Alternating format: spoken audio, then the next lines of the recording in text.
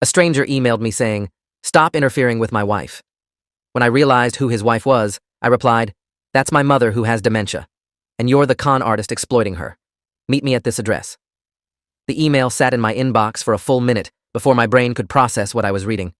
"Stop interfering with my wife. We are happily married, and your constant calls and visits are harassment. If you continue, I will pursue legal action." The sender was someone named Kenneth Russo, and the email address was one I'd never seen before. My hands were shaking as I scrolled down, looking for context, for some explanation of who this person was and why he was claiming to have a wife I was apparently harassing. Then I saw the signature line at the bottom. Kenneth Russo, married to Eleanor Russo. Eleanor. My mother's name was Eleanor. Eleanor Whitman, widow, 73 years old, diagnosed with moderate-stage Alzheimer's disease 6 months ago. My mother, who I visited every single day at her assisted living facility. My mother, who sometimes forgot my name, but always smiled when I walked into her room.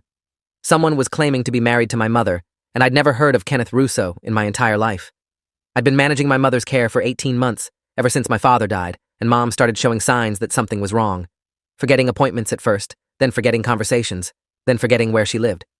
The diagnosis had come last October, delivered by Dr. Raymond Keating, a neurologist with 28 years of experience who gently explained that Mom's cognitive decline would continue, that we needed to make plans for her long-term care. I'd moved her into Meadowbrook Assisted Living 3 months ago when it became clear she couldn't live alone safely. I'd sold her house, set up her finances in a trust, made sure she had everything she needed. I visited every day after work, brought her favorite foods, sat with her while she told me stories about my childhood that sometimes matched reality and sometimes didn't. And somewhere in the past few months, someone named Kenneth Russo had apparently convinced my mother to marry him. The realization hit me like a punch to the gut, and I had to sit down, my vision tunneling. I pulled up my phone and called Meadowbrook, asked for the front desk. The receptionist, a cheerful young woman named Kelly, answered on the second ring. "This is David Whitman," I said, trying to keep my voice steady. "I need to know if my mother Eleanor has had any visitors I haven't been told about." There was a pause, the sound of typing. "Let me check the visitor log," Kelly said. Her tone had shifted, become more cautious. "Can I ask what this is regarding?" "Just check, please," I said. "It's important." More typing, a longer pause. "Mr. Whitman," Kelly said slowly, "your mother has had regular visits from her husband, Kenneth. He's been coming every day, usually in the mornings. He's listed as her spouse in our system." The floor dropped out from under me. "Since when?" I asked. "Since when has he been listed as her spouse?" Kelly hesitated. "According to our records, the relationship status was updated 6 weeks ago. Mr. Russo provided a marriage certificate and updated all her emergency contact information. You're still listed as next of kin, but he's listed as spouse with full visitation rights." I told Kelly I was coming in immediately, hung up, and stared at my computer screen where Kenneth Russo's email glowed with smug confidence. 6 weeks. This man had married my mother 6 weeks ago, and I'd known nothing about it. I drove to Meadowbrook in a daze, my mind racing through possibilities. How had this happened? Mom couldn't legally consent to marriage, not with her diagnosis. The dementia had progressed to the point where she needed help with basic tasks, where she got confused about what year it was. A marriage would be invalid, wouldn't it? Unless someone had hidden her condition, had taken advantage of a good day when she seemed lucid. I thought about all the assisted living scandals I'd read about, staff members stealing from vulnerable residents, predators targeting elderly people with money. Mom's trust fund was substantial, over $800,000 from the sale of her house and Dad's life insurance. Someone could do a lot of damage with access to that kind of money. The director of Meadowbrook, a professionally pleasant woman named Diane Keller, met me in the lobby looking uncomfortable. "Mr. Whitman," she said, "I understand you have concerns about your mother's visitor."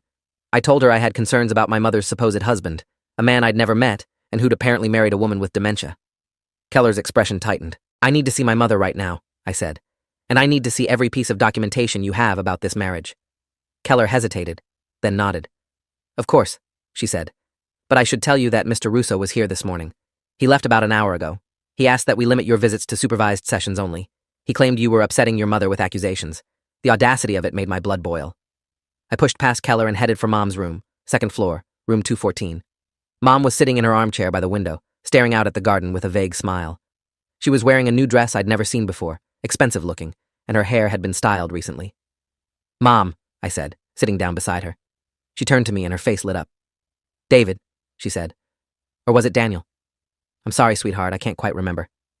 "It's David, Mom," I said gently. "I'm your son." She nodded, reaching for my hand. "Of course you are," she said. "You're such a good boy. You visit me so often." I asked Mom if she remembered getting married recently, if she knew someone named Kenneth Russo. Her expression became confused, uncertain. "Kenneth?" she repeated. "Yes, Kenneth is very nice. He brings me flowers. Are you Kenneth? No, Mom. I'm David, your son. Kenneth is someone else. Do you remember marrying him? She shook her head slowly. I don't think so, she said. But my memory isn't very good these days, is it? Sometimes I forget things. She looked at me with those clouded eyes, my brilliant mother who'd been a professor of literature, reduced to fragments of herself by a disease that was stealing her piece by piece. Someone had taken advantage of this, had seen her vulnerability, and exploited it, and I felt rage building in my chest like a living thing. I went back downstairs and demanded to see Diane Keller's office, demanded to see the marriage certificate, and every document Kenneth Russo had provided. Keller pulled a file from her cabinet and handed it over with visible reluctance. The marriage certificate was dated 5 weeks ago, officiated by a justice of the peace in a neighboring town. Eleanor Whitman and Kenneth Russo married in a civil ceremony. There were witness signatures I didn't recognize. There was a copy of Mom's driver's license, which should have been invalid because we'd surrendered it when she stopped being able to drive safely. And there was a power of attorney document, signed by Mom, giving Kenneth Russo full authority over her medical and financial decisions. If you are enjoying this story already, please subscribe to see more stories like this. My hands were shaking so badly I could barely hold the papers. This is fraud, I said. My mother has dementia. She can't legally consent to marriage or sign over power of attorney. She's been diagnosed by a neurologist. It's in her medical records. Keller looked pained. Mr. Whitman, she said, we had no knowledge of your mother's diagnosis. Mr. Russo presented her as fully competent. He said you were estranged, that you were trying to control her life. He seemed very credible. I stared at her in disbelief. You run an assisted living facility for people with cognitive decline, and you didn't question a sudden marriage to someone who visits a resident? Keller had no answer for that. I took photos of every document with my phone, then called my lawyer. Gregory Ashburn had handled my father's estate and had helped me set up Mom's trust. He answered on the third ring, and I explained the situation in a rush of words that probably didn't make complete sense. Ashburn listened, asked a few sharp questions, then told me to come to his office immediately. Bring everything you have, he said. Medical records, the trust documents, any evidence of your mother's condition. We need to move fast on this. If this Kenneth Russo has power of attorney, he could be accessing her accounts right now. That thought sent me into a panic. I called the bank that held Mom's trust fund, asked to speak to the trust administrator. I was transferred 3 times before reaching someone named Patricia Grayson, who informed me in a cool, professional tone that she couldn't discuss account details with me. I'm the trustee, I said. I set up this account. My name is David Whitman, and the account is for Eleanor Whitman. Ms. Grayson's tone became slightly less cold. Mr. Whitman, she said, I show that your authority over this account was revoked 2 weeks ago. A new power of attorney was submitted giving full control to Kenneth Russo, Mrs. Whitman's husband. Several large withdrawals have been made since then. The room spun. How much? I asked. How much has been withdrawn? Ms. Grayson hesitated. I really can't discuss this without proper authorization, she said, but I can tell you that the current balance is significantly lower than it was a month ago. I told her I'd be coming in with my lawyer and documentation proving the power of attorney was fraudulent, that I needed the account frozen immediately. She said she'd note my concerns, but couldn't freeze an account without a court order. I hung up and drove to Ashburn's office feeling like I was drowning, like everything I'd carefully built to protect my mother was collapsing around me. Ashburn's office was downtown, a sleek suite in a glass building that usually felt reassuring, but today just made me feel small and overwhelmed. He met me in the conference room, a man in his late 50s with gray hair and sharp eyes that missed nothing. Talk to me, he said, and I laid out everything. The email, the marriage certificate, the power of attorney, the withdrawals from Mom's account. Ashburn took notes, asked questions, examined the photos of documents I'd taken. When I was done, he sat back and steepled his fingers. This is elder financial abuse, he said. Textbook case. But proving it is going to be challenging. This Kenneth Russo clearly knows what he's doing. The marriage gives him legal standing. The power of attorney gives him access. We need to move on multiple fronts simultaneously. He outlined a strategy. First, file for emergency guardianship of Mom, arguing that she lacked capacity to consent to marriage or sign legal documents. Second, report Kenneth Russo to Adult Protective Services for financial exploitation of a vulnerable adult. Third, file a police report for fraud and theft. Fourth, get a restraining order preventing Kenneth from accessing Mom or her accounts. It would require medical documentation of Mom's dementia, testimony from Dr. Keating, possibly a capacity evaluation from another expert. And it needed to happen fast, before Kenneth could drain the rest of Mom's money and disappear. Ashburn said he'd start drafting motions immediately, that we could have an emergency hearing within a week if we pushed. A week felt like an eternity. I went home that night and couldn't sleep, lay in bed staring at the ceiling and thinking about Kenneth Russo. Who was this man? How had he found my mother? I got up at 2 a.m. and started searching online, pulling up everything I could find about him. There were several Kenneth Russos in the area, but one matched the age range and location. Kenneth J. Russo, 61 years old, previously married 3 times, each marriage ending in divorce. I dug deeper, found court records. Kenneth had been sued twice by former spouses for hiding assets during divorce proceedings. There was a restraining order filed against him by his second wife, later dropped. A pattern was emerging, a picture of a man who manipulated relationships for financial gain. I found more. A news article from 8 years ago about a fraud investigation at a financial services company where Kenneth had worked. He'd been let go before charges were filed, the article carefully worded to avoid liability. Reviews on business sites from angry clients who claimed he'd mismanaged their investments. A trail of red flags that screamed predator, con artist, someone who targeted vulnerable people.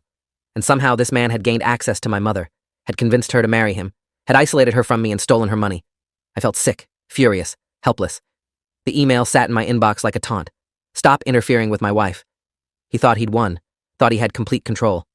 I replied at 3:17 in the morning, my fingers flying across the keyboard. That's my mother who has dementia, I wrote, and you're the con artist exploiting her. I know what you're doing and I'm going to stop you. Meet me at my lawyer's office tomorrow at 10 a.m. The address is 150 Market Street, Suite 300. If you don't show up, the police will be looking for you by noon. I hit send before I could second-guess myself, then immediately forwarded the entire email chain to Ashburn with a note explaining what I'd done. He might think I was reckless, but I didn't care.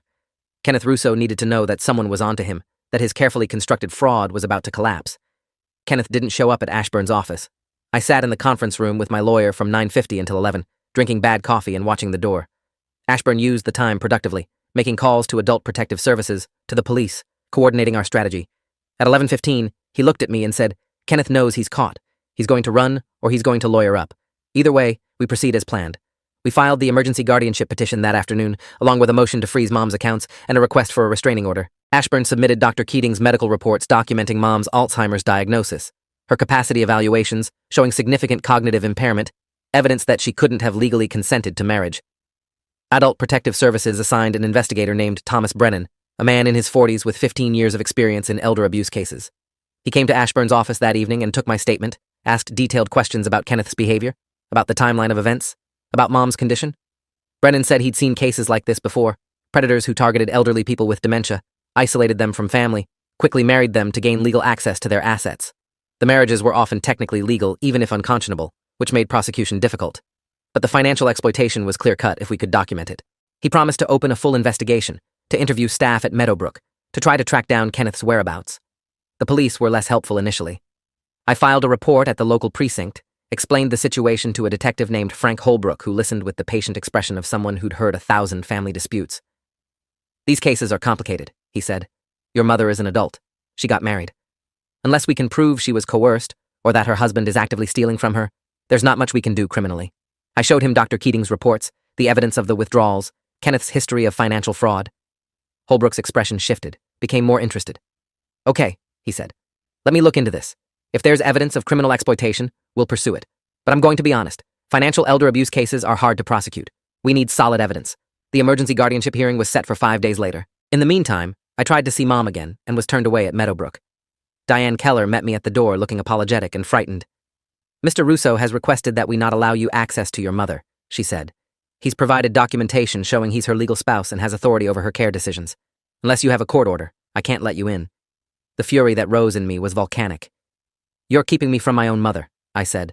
A woman with dementia, who was manipulated into a fraudulent marriage. Keller looked miserable, but held firm. I'm sorry, Mr. Whitman, she said. We have to follow legal protocols. Once you have a court order, we'll comply immediately.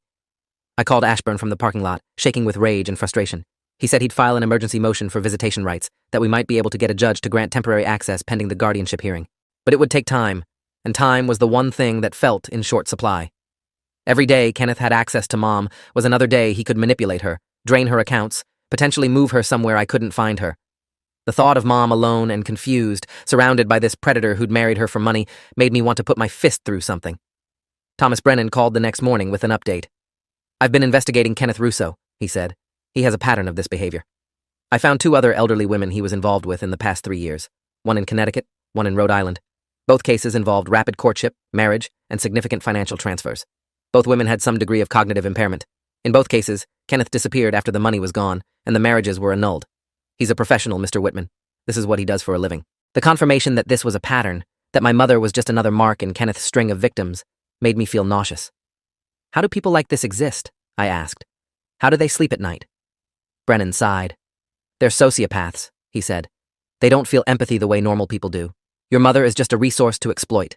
The financial picture became clearer and more devastating over the next few days. Patricia Grayson from the bank, now cooperative after Ashburn's legal pressure, provided a full accounting of the withdrawals. Kenneth had taken $320,000 from Mom's trust in 2 weeks. Cash withdrawals, wire transfers to offshore accounts, purchases of luxury items including a new Audi and a Rolex watch. The money was being systematically drained, and what remained was at risk. Ashburn got a temporary freeze on the account pending the guardianship hearing, but the damage was already significant. $320,000 gone, stolen from a woman who couldn't understand what was happening to her.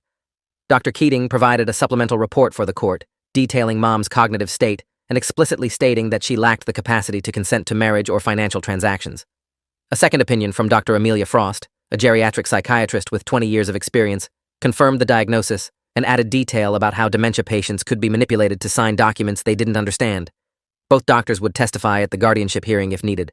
The evidence was overwhelming, but I kept thinking about Holbrook's warning that these cases were hard to prosecute. Kenneth knew what he was doing. He'd covered his tracks, created plausible documentation, worked within legal frameworks, even as he committed fraud.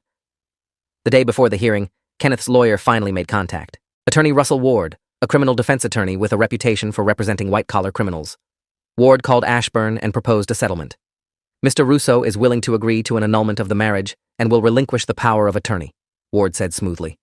In exchange, Mr. Whitman will agree not to pursue criminal charges and will release Mr. Russo from any civil liability.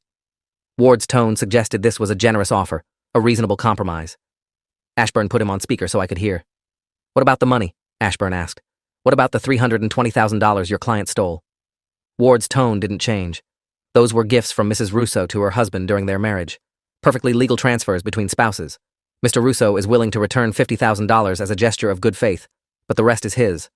I wanted to reach through the phone and strangle both of them. Ashburn saw my expression and shook his head slightly. "We'll see you in court," he told Ward, and hung up. He looked at me. "They're scared," he said. "Ward wouldn't be offering anything if they didn't think we could win. But I'm going to be honest, David.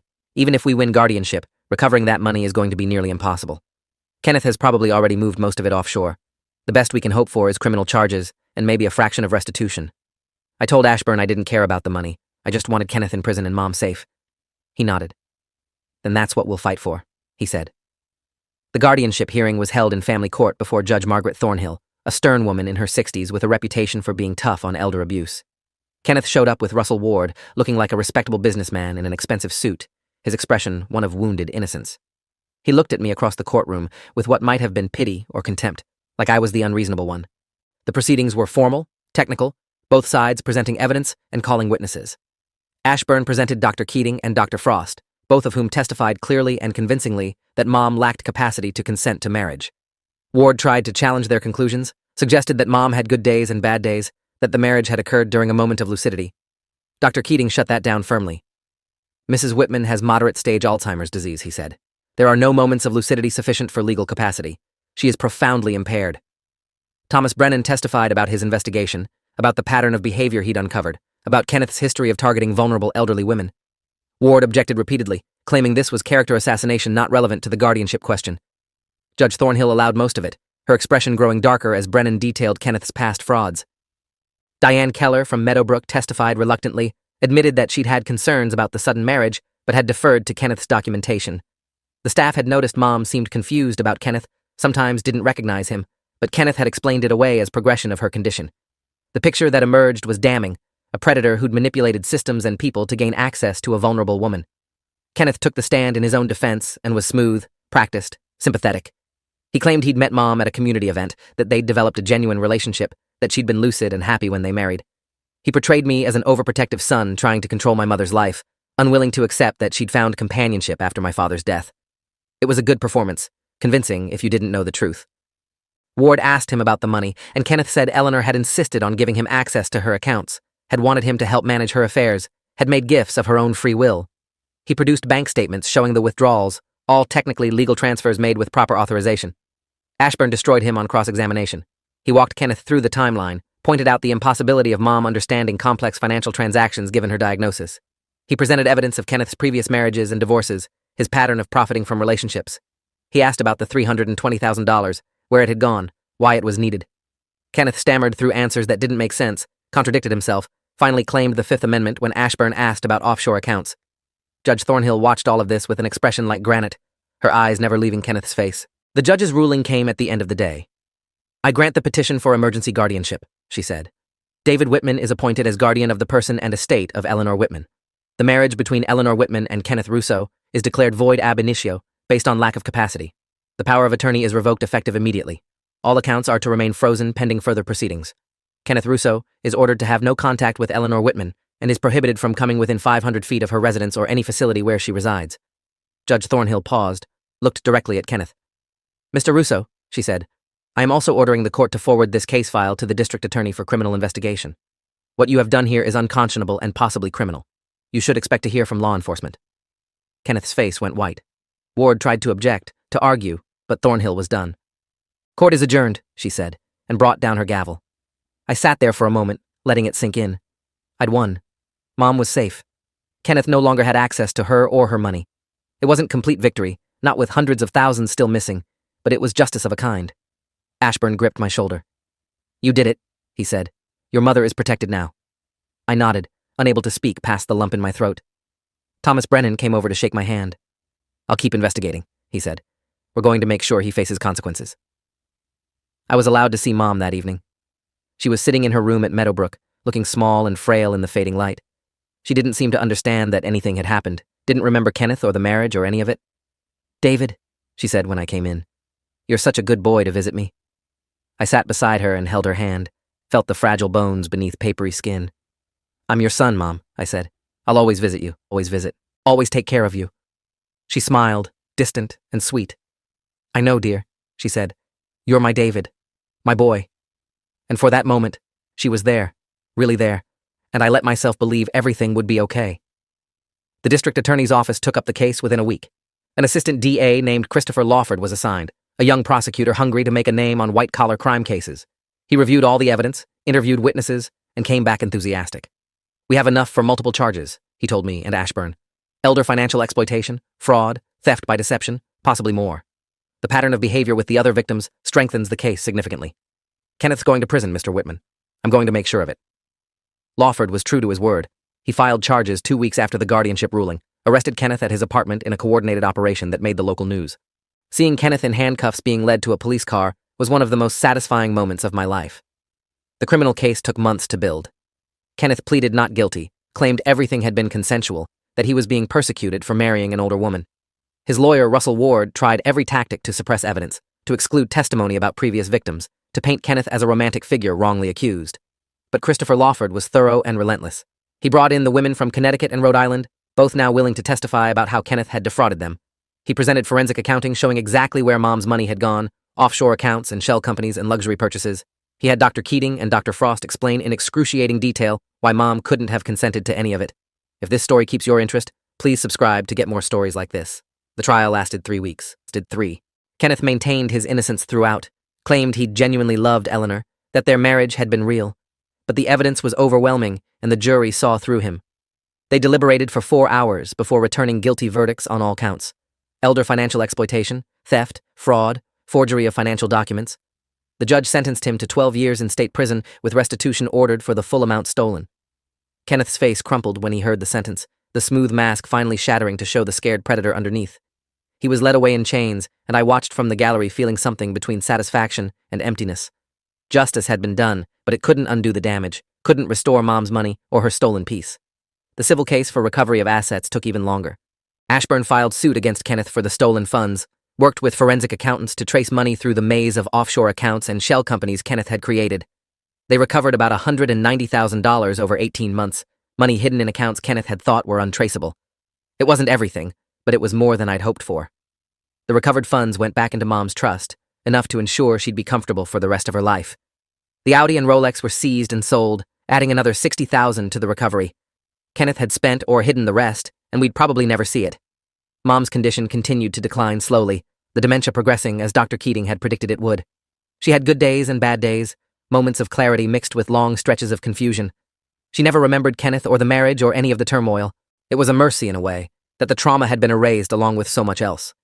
I visited her every day still, sat with her in her room at Meadowbrook, held her hand, and told her stories. Sometimes she knew me as David, sometimes as her father or brother or some conflation of people from her past. It didn't matter. I was there, and she was safe, and that was enough. The case attracted media attention, particularly after a reporter named Julia Whitfield did an investigative series on elder fraud and featured Mom's story. Whitfield interviewed me, Ashburn, Thomas Brennan, the victims from Connecticut and Rhode Island. The series ran for a week in the local newspaper, each installment detailing how predators like Kenneth targeted vulnerable seniors, how systems failed to protect them, how families often didn't know until it was too late. The response was overwhelming. Other families came forward with similar stories, leading to more investigations and prosecutions. The state legislature passed new laws requiring stricter oversight of guardianship arrangements and mandatory capacity evaluations before elderly marriages. Mom's suffering had at least led to some systemic change. Kenneth served 8 years before being released on parole. I got a notification from the Victim Services Office when it happened, a form letter informing me that Kenneth Russo had been released and was required to stay away from Mom per the restraining order. By then, Mom was in late-stage dementia, barely verbal, requiring full-time skilled nursing care. She wouldn't have recognized Kenneth anyway. She barely recognized me anymore, though some days I thought I saw a flicker of connection when I held her hand. I worried about Kenneth coming back, trying something again, but Thomas Brennan assured me that Kenneth's parole conditions were strict and he was being closely monitored. Any contact with elderly women or attempt at financial fraud would send him back to prison immediately. I never heard from Kenneth directly after his release. He disappeared from the area, presumably started over somewhere else, or finally gave up his predatory lifestyle.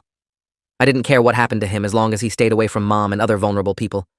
The anger I'd felt during the investigation and trial had faded to something colder and more resigned. Kenneth was a predator who'd exploited my mother's illness for money. He'd been caught and punished.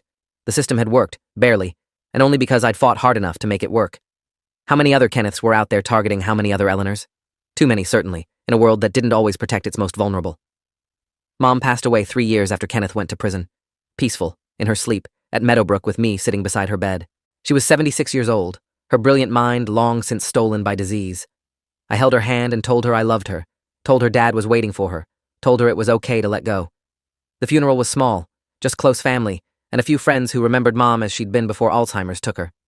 We buried her next to Dad in the cemetery where they'd always planned to rest together. The headstone read, Eleanor Whitman, beloved wife and mother, professor and scholar. There was no mention of Kenneth Russo, no acknowledgement that he'd ever existed in her life. He'd been erased from her story just as thoroughly as she'd forgotten him. I thought about that email sometimes, the one that had started everything. Stop interfering with my wife.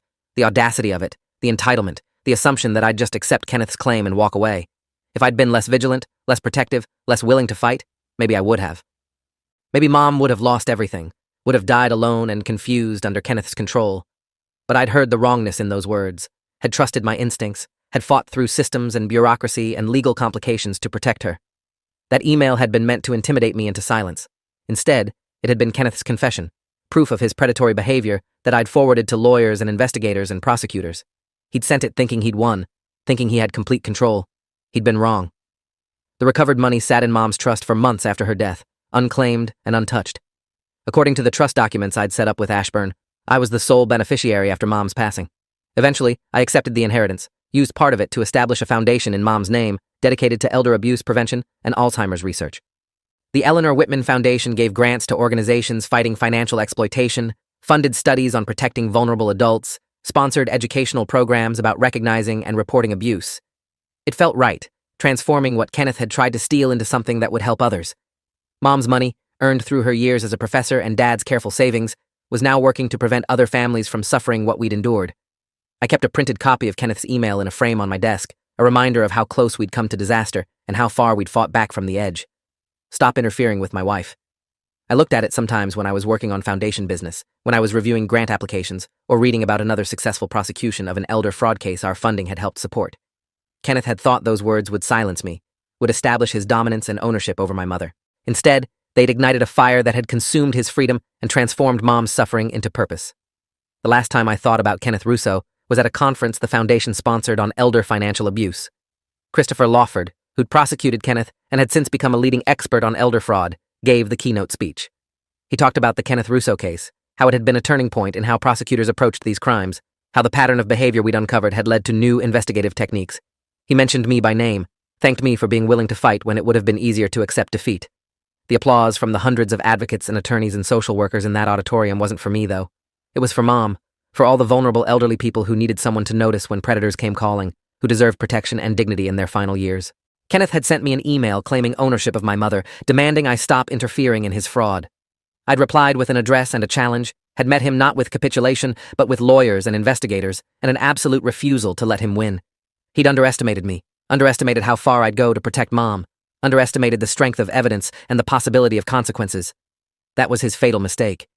He'd seen an easy mark in a confused elderly woman and her distant son. He'd gotten a fight that ended with his freedom and his carefully constructed predatory life destroyed. I'd saved my mother from years of exploitation, had recovered most of her stolen money, had helped create systemic changes that would protect others. Kenneth had tried to claim my mother as his wife. I'd claimed her back as my mother and made him pay for every dollar he'd stolen and every moment of suffering he'd caused. In the end, that email he'd sent so confidently had become evidence in his own prosecution, proof that even predators make mistakes when they think they've won. He'd been wrong about having control, and I'd spent every day since making sure he knew it. Thanks for watching till the end. Make sure to subscribe and like to not miss the next story.